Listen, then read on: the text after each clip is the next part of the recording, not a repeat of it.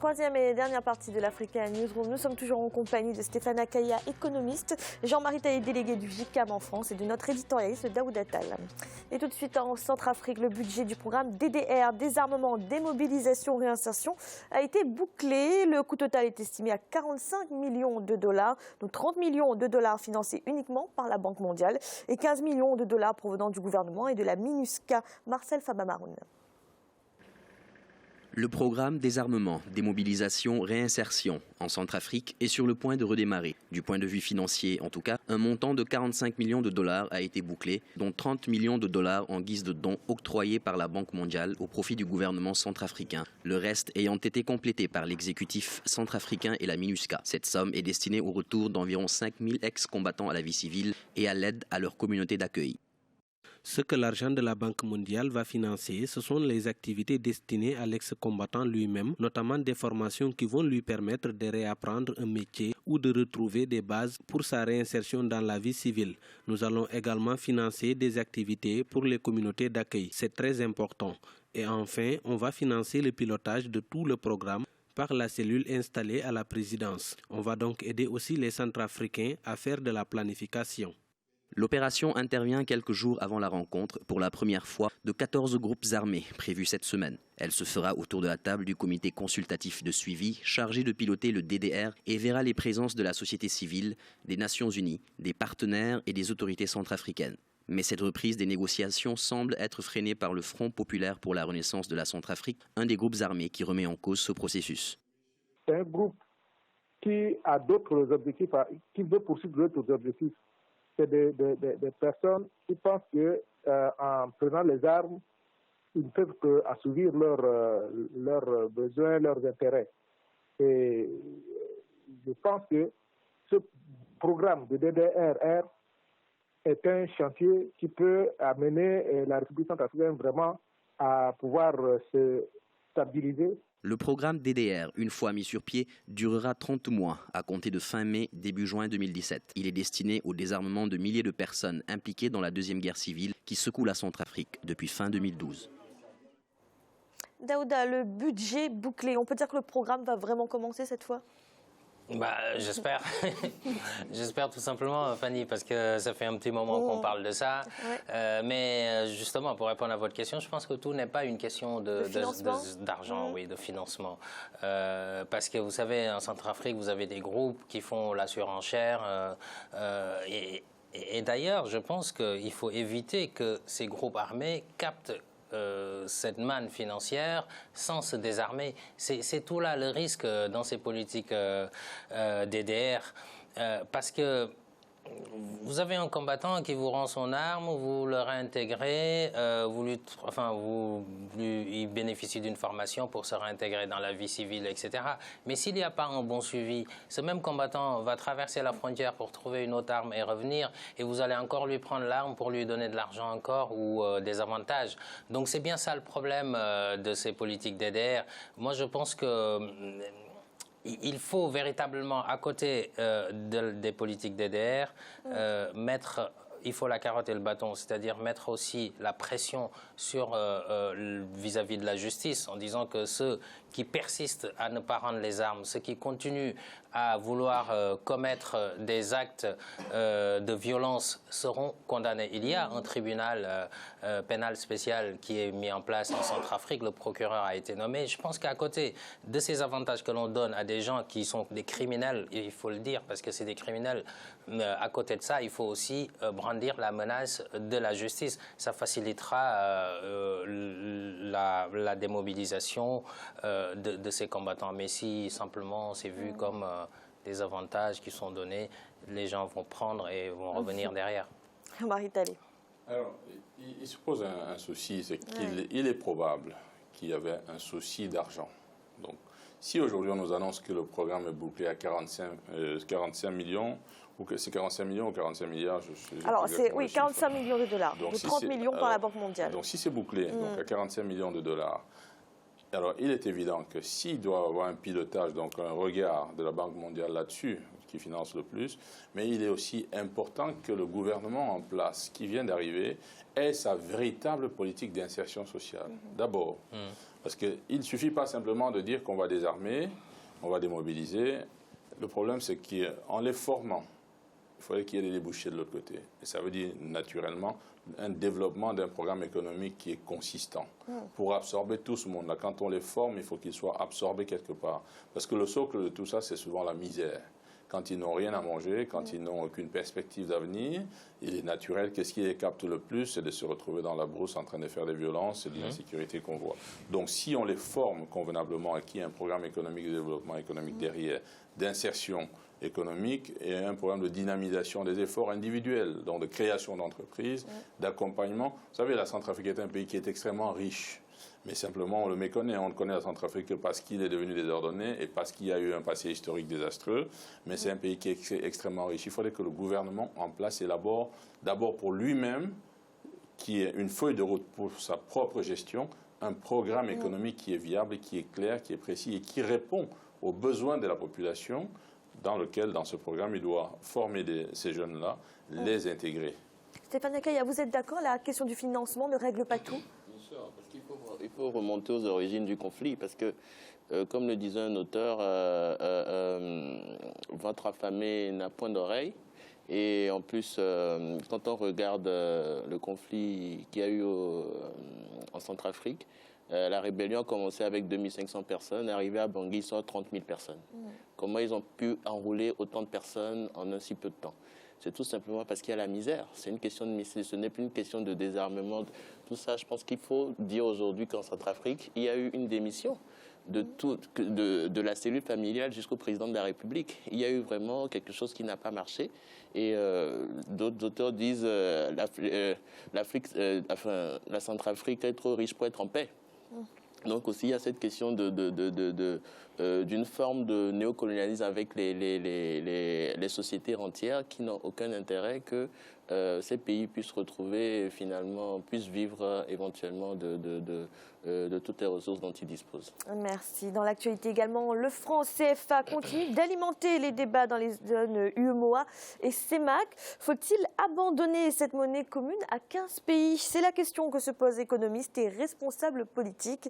Certains réclament l'abandon de la parité fixe entre le franc CFA et l'euro. Diral Ndiaye. Les critiques se multiplient contre le franc CFA, la monnaie de la CEMAC et de l'UEMOA. Deux règles centrales régissent cette union monétaire. D'abord la stabilité du taux de change entre le franc CFA et l'euro. Ensuite la garantie par la Banque de France de la convertibilité illimitée du franc CFA. Aujourd'hui, la principale critique formulée par les détracteurs peut être résumée en une question. Le système monétaire utilisé par des pays membres est-il pertinent à l'heure où tous les États de la zone sont engagés dans des programmes d'émergence? Certaines critiques considèrent en effet que la force du franc CFA nuit à la compétitivité de ces pays africains. C'est en tout cas le point de vue partagé par Moussa Mara, ancien Premier ministre malien, qui s'est exprimé à ce sujet le 6 avril en République du Congo lors de la 2e édition des entretiens de Brazzaville. L'avenir idéal pour notre zone serait que nous ayons notre monnaie. Et notre monnaie gérée de manière souveraine par nos États. C'est une sortie collective. Et maintenir une monnaie entre les pays, mais que cette monnaie soit gérée de manière souveraine et ne soit plus connectée, tractée, comme c'est le cas aujourd'hui du franc CFA. Les pays de la zone franc occupent les dernières places du classement des Nations Unies sur le développement humain. S'il n'est pas question d'attribuer les contre-performances de ces pays à la seule politique monétaire, pour certains, les difficultés que rencontrent les pays de la zone ne sont pas liées à la monnaie. L'ancien ministre sénégalais d'Ibrahim Ngom, qui n'est pas pour l'abandon du franc CFA, explique en ce sens la nécessité de distinguer le développement économique du développement de la monnaie. Je ne suis pas de ceux qui sont pour le franc CFA parce que je suis attaché à la France. Non, pas du tout. Je suis pour le maintien d'un système, mais un système qu'il faut amender parce que tout simplement nous sommes dans une problématique de gestion satisfaisante et non optimale. Garantie de stabilité martèlent les uns, frein au développement des pays africains profitant surtout à la France, rétorquent les autres. La question du franc CFA divise. Pas une année ne se passe sans que la monnaie commune à 14 pays francophones d'Afrique de l'Ouest et d'Afrique centrale ne ressurgisse dans le débat. Les pays africains doivent-ils abandonner le franc CFA? La réponse à cette question reste en suspens. Les règles, elles, restent pour l'heure inchangées. Depuis 1945, ces États africains doivent déposer 50% de leurs réserves de change dans un compte d'opération auprès du Trésor français. En contrepartie, celui-ci garantit la convertibilité illimitée, la fixité des parités et la libre transférabilité du franc CFA. Stéphane Akaya, faut-il abandonner le franc CFA? Alors, je dirais d'entrée de jeu qu'il ne faut pas jeter le bébé avec l'eau du bain. On a vécu sous cette monnaie pendant très longtemps. C'est vrai que moi, je parlais plus de réforme monétaire, de la politique monétaire. Parce qu'il est prouvé aujourd'hui par les études qui ont été menées par plusieurs chercheurs que le franc CFA détériore la compétitivité de nos pays. Alors, par 3 mécanismes. Le premier mécanisme, ce que je pense qu'il est important de changer, c'est les taux d'inflation. Parce que quand vous prenez la zone CEDEAO, enfin la zone UEMOA plutôt, vous avez un taux d'inflation qui est limité à 3%. Ça veut dire que vous ne pouvez pas, dans cet état de fait, avoir des salaires beaucoup plus importants qui créent, d'ailleurs, qui relancent la consommation et qui permettent de créer une classe moyenne qui consomme, en l'occurrence, à travers les entreprises qui sont beaucoup plus dynamiques. La deuxième chose aussi qui est aussi très importante, entre les échanges entre l'euro, c'est-à-dire la zone euro et la zone franc, c'est trop libre parce que le rapatriement des capitaux est assez... c'est trop direct, c'est trop automatique. À contrario de la Chine, où quand vous rentrez avec de l'argent, vous ne pouvez plus sortir de la zone. Donc je pense qu'il y a un élément très important là-bas, c'est-à-dire c'est de laisser le franc CFA fluctuer un tout petit peu. C'est-à-dire quand vous parlez de réforme, ça veut dire quoi? Donc on ne sort pas du franc CFA, mais alors qu'est-ce qu'on fait? Parce que sortir du franc CFA, ça peut être un débat passionnel et passionné.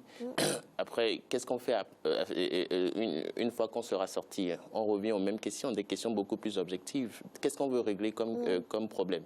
Donc c'est vraiment de pouvoir améliorer la compétitivité des pays. Et pour cela, on pourra toujours utiliser les éléments qui constituent la politique monétaire, de sorte à ce que nous puissions arriver à une zone beaucoup plus cohérente. Jean-Marie Talley, il y a des risques à sortir du franc CFA?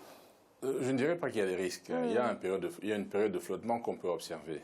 Mais il est capital que pour avoir une politique monétaire dynamique aujourd'hui en Afrique, et surtout en Afrique francophone, il faudrait que l'Afrique francophone se réapproprie la paternité et surtout la propriété de sa monnaie. Donc il est capital, ça veut dire en gros qu'il faudra envisager une sortie du franc CFA, mais c'est une sortie organisée parce que sur place en Afrique francophone, il y a des compétences. Alors donc vous êtes partisan de la sortie? Oui, il faut sortir. Il faut sortir pour donner la possibilité à une nouvelle dynamisation des économies africaines, et donc surtout francophones, l'Afrique francophone.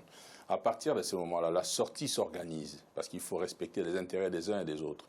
Et ensuite, il y a des compétences africaines, en Afrique ou en dehors de l'Afrique, qui sont capables de mettre en place des systèmes de gestion ou d'organisation d'un système monétaire cohérent. Donc il ne faut pas se voiler les yeux. Donc à partir de ce moment-là, quand on sort, quand on envisage de sortir, on sait exactement où on va et l'Afrique aujourd'hui est prête pour prendre en main et en charge sa politique monétaire. Derdon, il n'y a quand même pas des garanties qu'offre le franc CFA? Si, il y a des garanties qu'offre le franc CFA. Nous parlions tout à l'heure d'intégration sous-régionale. Vous savez, si l'UEMOA fonctionne, c'est parce qu'il y a une monnaie commune, qu'elle s'appelle franc CFA ou autre chose.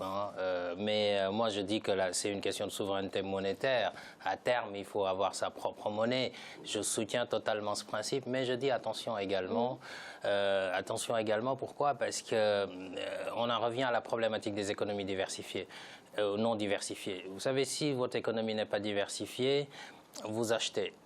On importe beaucoup et on exporte peu, puisqu'on ne produit pas pour exporter assez. Nos balances commerciales sont déficitaires. Si votre balance commerciale est extrêmement déficitaire, vous avez besoin de devises pour pouvoir acheter si vous ne produisez pas localement ce que les gens mangent, ce qu'on utilise, on ne fait pas de véhicules, on ne fait pas de matériel électroménager, etc., etc. Tout ce que les Africains consomment en biens et équipements aujourd'hui, c'est importé. À partir de ce moment-là, vous avez besoin de devises. Si vous les devises, vous les obtenez en exportant. Si vous n'exportez pas beaucoup, qu'est-ce qu'il vous faut? Il vous faut une monnaie solide et reconnue à l'international. Celle-ci est garantie dans le cas du franc CFA par l'euro. Et donc, je pense que véritablement, le problème, il est là. Le problème, ce n'est pas un problème de compétences. On a des compétences en Afrique, bien entendu.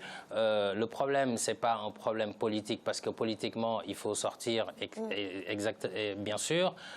C'est une question de souveraineté, mais le tout, c'est la question de la gouvernance. Est-ce qu'on a une gouvernance? Est-ce que nos pays sont gouvernés pour pouvoir supporter une monnaie que l'on utilise nous-mêmes, que l'on gère de façon autonome et avec nos économies qui peuvent la supporter parce qu'elles sont diversifiées? Tout là est le problème, parce que je terminerai là-dessus. Oui, si on va à l'aventure et qu'on a une monnaie qui d'un coup va fluctuer de façon très négative, vous n'avez plus, le niveau de vie des populations peut être affecté. Et de toute façon, franc CFA ou pas, Fanny, il faudra bien que notre monnaie soit garantie un jour, soit par la force de notre économie, soit par des acteurs internationaux. Ça, c'est indéniable.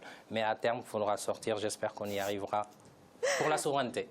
Merci. C'est à présent la fin de cette émission. Demain, on retrouve le 5e et dernier volet de cette semaine consacrée à la coopération Sud-Sud. Stéphane Akaya, merci d'avoir été là. Merci Fanny, merci de m'avoir invité aussi. Et Jean-Marie Talley, merci d'avoir été avec nous. Merci Fanny et merci aux téléspectateurs. Et Daouda, merci également. Merci Fanny, bonsoir à toutes et à tous. Et merci à vous de nous avoir suivis. À bientôt dans l'Africa Newsroom.